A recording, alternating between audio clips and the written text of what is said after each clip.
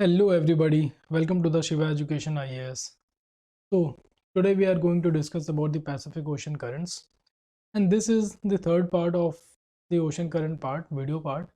And first part में हमने discuss किया था basic details about the ocean currents. Second में we discussed about Atlantic Ocean currents. This is the third part, Pacific Ocean currents, and in the fourth part, that would be the last part, Indian Ocean currents को हम discuss करने जा रहे हैं. और इन सारे ocean currents की videos का आपको पीडीएफ फॉर्मेट मेरे टेलीग्राम चैनल पे मिल जाएगा जिसका नाम है शिवा एजुकेशन आईएएस, और उसका मैं लिंक अपने इस वीडियो के डिस्क्रिप्शन बॉक्स में डाल दूंगा so that you can easily access that from there. Okay, let's start. तो Pacific Ocean current. So this is our Pacific Ocean current surrounded by 4 continents: Asia, North America, South America and Australia. जैसा कि हमने first part में discuss किया था कि ocean current की direction बहुत हद तक सिमिलर होती है विंड के पैटर्न के अकॉर्डिंग. मतलब कि for example let's say tropical current है, तो सॉरी, जैसे ट्रॉपिकल लोकेशन है हमारी, तो ट्रॉपिकल में ईस्टर्लीज होती हैं, everybody knows that, right. South east trade winds and the north east trade winds. तो ये ट्रेड विंड्स क्या करती हैं, ओशंस को पुश करती हैं ईस्ट टू वेस्ट में, and this leads to the development of the two currents known as north Pacific equatorial current and south Pacific equatorial current. इस तरह से this is the current number 1, North Pacific equatorial current, and this is 2, South Pacific equatorial current. One is North equatorial and 2 is South equatorial. ठीक है. अब इससे होता क्या है, अब ईस्ट टू वेस्ट दोनों करंट मूव कर रहे हैं, तो अब इससे होता क्या है कि ईस्टर्न साइड का पानी वेस्ट साइड में पाइल अप हो जाएगा. तो कुछ सिचुएशन इस टाइप की बन जाती है, ये ईस्ट है, ये वेस्ट है, ocean currents east to west जा रहे हैं, तो यहाँ से वाटर हटके यहाँ पे पाइल अप हो जाएगा, राइट. अब यहाँ पे वाटर पाइल अप हो जाएगा तो यहाँ का वाटर लेवल हाई हो जाएगा, यहाँ का वाटर लेवल कम होगा, तो स्लोप ग्रेडियंट बन जाएगा एक इस तरह से. And due to gravity water भी इसी डायरेक्शन में फ्लो करेगा west to east, and this is what is happening here as well. इसका एक पार्ट छोटा सा काउंटर इक्वेटोरियल करंट बनाता है जो कि वेस्ट टू ईस्ट फ्लो करता है. ओके, सिमिलरली साउथ पैसिफिक का भी यही है, वेस्ट टू ईस्ट चाहता है एक ब्रांच, और ये काउंटर इक्वेटोरियल करंट बनाता है, और ये दोनों मिलके बाद में एल नीनो करंट बनाते हैं. तो ये बात हो गई थी नॉर्थ इक्वेटोरियल और साउथ इक्वेटोरियल करंट और काउंटर इक्वेटोरियल करंट की. काउंटर इक्वेटोरियल, काउंटर मतलब जो इक्वेटोरियल करंट के अपोजिट चले. Okay, equatorial east to west, counter equatorial west to east. अब बात करते हैं हम नॉर्थ पैसिफिक ओशन में करंट्स की.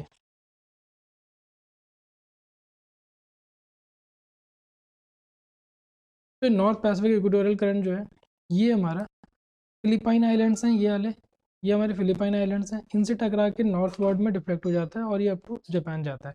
And this current is known as Kuroshio current. Current number 3, Kuroshio current. This is Kuroshio current. Kuroshio current Japan से ocean bottom relief this Japan island की वजह से दो पार्ट्स में डिवाइड हो जाता है. एक इधर आ जाता है जिसको हम बोलते हैं सुशीमा करंट, TSHUSHIM है, सुशीमा करंट, करंट नंबर 4. एंड एक ब्रांच इसकी सीधे जाके वेस्ट साइड, ईस्ट साइड में मुड़ के नॉर्थ अमेरिका तक जाती है, and this is known as north Pacific drift. जैसे कि अटलांटिक में नॉर्थ अटलांटिक ड्रिफ्ट थी, वैसे ही पैसिफिक ओशन में नॉर्थ पैसिफिक ड्रिफ्ट है. ओके, तो ये जो यहाँ पे ये फिलिपाइन की वजह से नॉर्थ में डिफ्लेक्ट हुआ, जापान की वजह से दो ब्रांच में डिवाइड हो गया, this is the impact of ocean bottom relief. हमने फर्स्ट पार्ट में डिस्कस किया था कि कौन कौन से फैक्टर्स हैं जो मॉडिफाई करते हैं ओशन करंट्स को. तो पहला हमने देख लिया, नॉर्थ ईस्ट और साउथ ईस्ट ट्रेड विंड्स की वजह से हमारे इक्वेटोरियल करंट डेवलप हुए. Okay, from east to west direction, मतलब कि ओरिजिनेट हुए, ईस्ट टू वेस्ट मूव किए. देन ओशन बॉटम रिलीफ की वजह से, यानी कि फिलिपाइन आइलैंड्स की वजह से इधर नॉर्थ की साइड में मुड़े. फिर ocean bottom relief feature again Japan island पड़ा, उससे हमारा कुरोशियो करंट दो पार्ट्स में डिवाइड हो गया. One is सुशीमा current and second is north Pacific drift. अब नॉर्थ पैसिफिक ड्रिफ्ट इधर ही क्यों गया, ये इधर भी तो जा सकता था, या इधर भी तो जा सकता था इस टाइप से, बट ऐसा नहीं हुआ. क्यों नहीं हुआ, क्योंकि देखो लगभग ये 23 ट्रॉपिक ऑफ कैंसर है, 23 के आसपास है, ये लगभग 30 के आसपास है, और ये लगभग 60 के आसपास है, 60 डिग्री नॉर्थ, ये 30 डिग्री नॉर्थ. ओके, तो 30 टू 60 के बीच में हम सभी जानते हैं वेस्टर्लीज ब्लो करती हैं वेस्ट टू ईस्ट, राइट। अब ये वेस्ट टू ईस्ट मूव करती हैं तो ये करंट्स को भी वेस्ट टू ईस्ट मूव कराती हैं, इसलिए ये करंट इधर ना जाके ये करंट इधर जाता है। इतना क्लियर हुआ? ये नॉर्थ पैसिफिक ड्रिफ्ट कहीं भी और ना जाके इस साइड में क्यों आया? इतना क्लियर हो गया होगा आई गेस। आगे बढ़ते हैं। नॉर्थ पैसिफिक ड्रिफ्ट जब नॉर्थ अमेरिका पे जाता है, नॉर्थ अमेरिका की कोस्ट लाइन से टकरा के दो पार्ट्स में ये फिर से डिवाइड हो जाता है। वन टुवर्ड्स द नॉर्थ जिसको हम बोलते हैं Alaskan current, and one towards the south towards the equator जिसको हम बोलते हैं ब्रिटिश कोलंबिया करंट। ये हो गया अलास्कन करंट, करंट नंबर 6। ये अलास्का करंट, करंट नंबर 6। इसी की एक ब्रांच आगे एक्सटेंड हो जाती है जिसको हम बोलते हैं एल्यूशन करंट। क्यों? क्योंकि ये नॉर्थ अमेरिका के आइलैंड्स हैं, ये जो दिख रहे हैं आपको, ये वाले, ये है एल्यूशन करंट। तो अलास्कन करंट के एक्सटेंशन को कई बार हम लोग एल्यूशन करंट्स भी बोलते हैं। इतना क्लियर हुआ? This was all about the warm currents in the north Pacific ocean. अब हम बात करते हैं warm currents in the south Pacific ocean. तो साउथ इक्वेटोरियल करंट से सारी कहानी स्टार्ट होती है। Current number 2 south Pacific equatorial current, ये ऑस्ट्रेलिया के पास जाता है, कोस्ट से टकराता है, 3 पार्ट्स में डिवाइड होता है। वन, एक काउंटर इक्वेटोरियल करंट डेवलप हो जाता है जो कि वाटर लेवल की वजह से डेवलप होता है, अभी मैंने एक्सप्लेन किया था। One moves straight towards the Arafura Sea, यहाँ पे अराफुरा सी है, यहाँ पे अराफुरा सी इसको बोलते हैं। इसको क्रॉस करके इंडियन ओशन में जाता है and it forms the, and this is known as Leeuwin current, current number 8। This is the spelling of this, Leeuwin current. और एक पार्ट हमारा साउथ में डिफ्लेक्ट हो जाता है जिसको हम बोलते हैं ईस्ट ऑस्ट्रेलियन करंट। क्यों? क्योंकि ये ऑस्ट्रेलिया के ईस्टर्न कोस्ट पे है simply. This is current number 7। अब देखो एक पॉइंट यहाँ पे फैक्ट अच्छा सा, वो ये है कि जो मैं एरिया मार्क कर रहा हूँ नॉर्थ ईस्ट ऑस्ट्रेलिया में, इसको बोलते हैं क्वींसलैंड कोस्ट। क्या बोलते हैं? क्वींस, रानी वाला क्वींसलैंड कोस्ट। यहाँ पे क्या है? ग्रेट बैरियर रीफ है, great Barrier reef which is the largest reef in the world, largest barrier reef in the world. और आप सभी को पता होगा कोरल्स को टेम्परेचर चाहिए होता है ऑलमोस्ट 27 से 28 डिग्री सेल्सियस का फॉर द ग्रोथ, प्लस और भी कंडीशंस हैं जो कि हम नेक्स्ट वीडियो में देखेंगे। जब हम कोरल ब्लीचिंग पे एक वीडियो बनाएंगे तो उसमें हम सारा कुछ डिस्कस करेंगे, कोरल्स कैसे बनती हैं, उनके टाइप्स क्या क्या हैं, उनके कंडीशंस क्या हैं, रिक्वायरमेंट क्या है, तो वो सारी चीज़ें we will discuss in that video. तो फिलहाल के लिए इसको इतना जान लेते हैं कि टेम्परेचर की रिक्वायरमेंट 27 से 28 डिग्री सेल्सियस होनी चाहिए। Agree with this? तो ये जो टेम्परेचर है ना, इसको मेंटेन करने में ये हमारे करंट्स बहुत हेल्प करते हैं, ईस्ट ऑस्ट्रेलियन करंट्स और ल्यूविन करंट। इनकी वजह से टेम्परेचर अच्छा रहता है, कोरल्स अच्छे से डेवलप होती हैं and this leads to the development of the Great Barrier Reef. But due to global warming, climate change issues and the sea water pollution, unsustainable fishing etc, corals are getting bleached away। Coral bleaching हो रहा है। क्यों? क्योंकि temperature ज़्यादा होता है, जो इसके ऊपर एल्गे होते हैं ना, जूज़ैंथेले, तो वो हमारी ख़त्म हो जाती है, वो ख़त्म हो जाती है तो कोरल्स भी हमारे डेड हो जाते हैं। तो कोरल ब्लीचिंग बोलते हैं इस प्रोसेस को। तो this was related to the global warming, climate change. और ओशन करंट्स में भी इम्पैक्ट पड़ता है, ओशन के सर्कुलेशन, करंट्स का जो फ्लो है उसमें इम्पैक्ट पड़ता है ग्लोबल वार्मिंग की वजह से। तो this was all about the corals. So finally if we talk about the east Australian current, east Australian current फिर हमारा जाके फर्दर साउथवर्ड में मूव करके वेस्ट विंड ड्रिफ्ट से मर्ज कर जाता है इस तरह से। यहाँ पे वेस्ट विंड ड्रिफ्ट है इस तरह से, ये waste wind drift and WWD इनसे मर्ज कर जाता है। तो this was all about the warm currents in the Pacific ocean, north and south दोनों में। अब हम बात करेंगे कोल्ड करंट्स के। वार्म करंट्स को हम लोगों ने रेड कलर से नोट किया है हमेशा, और कोल्ड करंट्स को हम नोट करेंगे ब्लू कलर से। कोल्ड करंट का ब्लू कलर, ओके। सबसे टॉप से शुरू करते हैं। यहाँ पे आर्कटिक ओशन है, ये मेल्ट होता है, आइस मेल्ट होती है, वाटर हमारा इक्वेटर की तरफ आता है। ये हमारा बेरिंग स्ट्रेट है, यहाँ से क्रॉस करके इस तरह से बेरिंग करंट मूव करता है। ये करंट नंबर 11 है। अच्छा, कोई क्वेश्चन पूछेगा कि वाई बेरिंग स्ट्रेट, जो बेरिंग करंट आ रहा है वो इधर ही की ओर मूव क्यों कर रहा है, वो इधर की ओर क्यों नहीं मुड़ गया, है ना, इधर की ओर नहीं मुड़ा, इधर की ओर मुड़ा, वाई? तो इसका रीज़न सिंपल है, ये 60 डिग्री नॉर्थ है, 60 डिग्री के ऊपर 70 डिग्री के आसपास है, हमारी पोलर ईस्टर्लीज ब्लो करती हैं। जब पोलर ईस्टर्लीज ब्लो करती हैं तो करंट भी हमारा वेस्ट के साइड में मूव कर जाएगा, नहीं, राइट। तो इसलिए हमारा जो बेरिंग करंट है ये हमारा वेस्ट की तरफ डिफ्लेक्ट होके जाता है, ना कि ईस्ट की साइड। इतना क्लियर हुआ? ये करंट इस तरह से आके इधर मुड़ जाता है, और फिर ये करंट, ये कामचटका प्लेटो है, कामचटका पेनिनसुला है, इसके पास से आके डिवाइड होके ये करंट ओखोत्स करंट बनता है, क्योंकि ये वाला सी ओखोत्स सी है, और एक ब्रांच सीधी आ जाती है जिसको हम बोलते हैं ओयाशियो करंट। ओखोत्स का नंबर है 12, this is 12 and this is 13. This Oyashio current and this Kuroshio current, they meet up on the eastern coast of the Japan and makes it a rich fishing ground. जब भी देखो warm plus cold ocean current meet करेंगे ना, तो वहाँ पे nutrients की availability अच्छी हो जाती है अपने आप। तो न्यूट्रिएंट्स जब अच्छे होंगे तब वहाँ पे फाइटोप्लैंक्टन्स बहुत डेवलप करते हैं।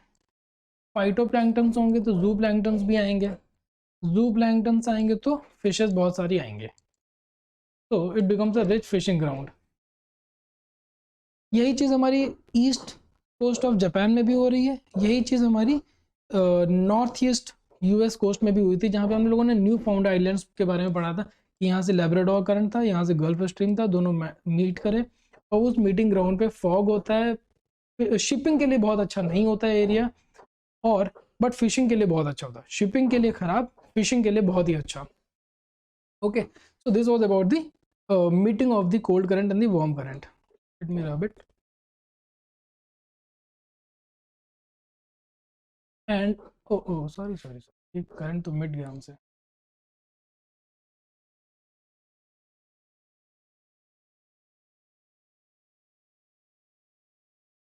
This was the North Pacific current. Okay.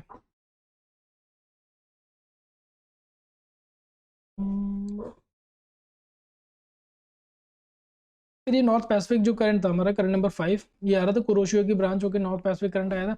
इसके दो पार्ट हो गए थे, एक ऊपर साइड में अलास्का नॉर्थ साइड में, और एक साउथ साइड में ब्रिटिश कोलंबिया करंट आ गया था। क्यों? क्योंकि यहाँ पे ब्रिटिश कोलंबिया है, इसलिए। फिर British Columbia current further extend जब होता है तो इसको बोलते हैं हम लोग कैलिफोर्निया करंट। ये करंट नंबर 9 हो गया, British Columbia current 9, California current 10। California current since cold है, कोल्ड करंट हमेशा जो होते हैं डेजर्ट के पास में टेम्परेचर थोड़ा सा डाउन कर देते हैं डेजर्ट का, बट एरिडिटी बहुत ज़्यादा कर देते हैं, इसलिए जो कैलिफोर्निया करंट है ये बहुत गर्म तो नहीं है, बट ड्राई बहुत ही ज़्यादा है। ये कैलिफोर्निया करंट की लोकेशन मार्क कर रहा हूँ मैं, this is California current, sorry California desert, और ये 10 नंबर का करंट हो गया कैलिफोर्निया करंट। कैलिफोर्निया करंट का impact aridity in the California desert. Finally California current further equatorward move करती है, और ट्रॉपिकल ईस्टर्लीज के इन्फ्लुएंस में आके ये वेस्ट की तरफ हल्का सा डिफ्लेक्ट होती है, और फाइनली ये मर्ज हो जाता है नॉर्थ पैसिफिक इक्वेटोरियल करंट के साथ में। तो this was all about the north Pacific currents, warm current cold current दोनों हमने देख लिया। अब हम बात करते हैं साउथ पैसिफिक में कोल्ड करंट्स की बात, है ना। तो हम वेस्ट विंड ड्रिफ्ट से स्टार्ट करते हैं। Waste wind drift current number 15, current number 15 waste wind drift WWD।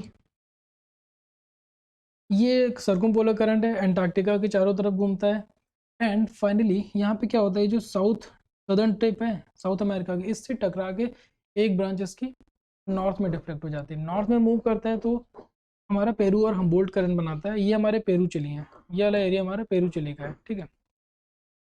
तो पेरू और चिली, सॉरी पेरू करंट और हम्बोल्ट करंट कोल्ड करंट है, कोल्ड करंट है, प्लस वाटर है नहीं इसमें, ह्यूमिडिटी नहीं है, और ये यहाँ पे एटाकामा डेजर्ट है। तो अगेन जो कैलिफोर्निया डेजर्ट के साथ कैलिफोर्निया करंट ने किया था, वही पेरू और हम्बोल्ट करंट एटाकामा डेजर्ट के साथ करता है। यहाँ पे ये एटाकामा डेजर्ट है, एटाकामा डेजर्ट, एटाकामा डेजर्ट। ठीक, यहाँ पे टेम्परेचर कम, बट ह्यूमिडिटी बिल्कुल भी नहीं, प्रेसिपिटेशन बिल्कुल भी नहीं। If I am right, more than 200 years have been pass जब से यहाँ पे बारिश नहीं हुई है। एटाकामा डेजर्ट इतना ज़्यादा ड्राई है, why? Because of this Peru current. अब पेरू करंट से होता क्या है कि यहाँ पे इस वाले एरिया में, इस वाले कोस्टल एरिया में पेरू के अपवेलिंग होती है, अपवेलिंग।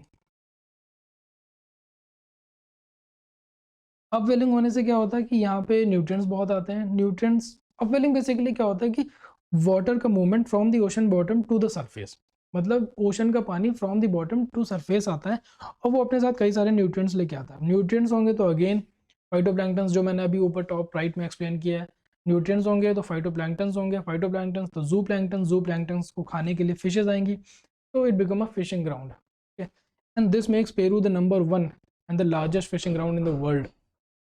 ओके, बट कभी कभी क्या होता है, एल नीनो के टाइम पे, एल नीनो सदर्न ऑसिलेशन के टाइम पे, एल नीनो करंट जो है ना, ये काउंटर इक्वेटोरियल करंट वाला एल नीनो करंट स्ट्रांग हो जाता है और ये पेरू करंट को थोड़ा सा वेस्ट में डिफ्लेक्ट कर देता है, थोड़ा सा वेस्ट में, तो वहां से ना फ्लो होकर वो इस तरह से फ्लो होता है, इस टाइप से। ठीक है, और यहाँ पे आ जाता है हमारा, यहाँ पे आ जाता है हमारा, यहाँ पे आ जाता है हमारा वार्म करंट यानी काउंटर इक्वेटोरियल करंट और एल नीनो करंट। तो एल नीनो करंट क्या करता है, वो दो काम करता है, एक तो हमारा अपवेलिंग बंद कर देता है प्लस टेम्परेचर इंक्रीज कर देता है।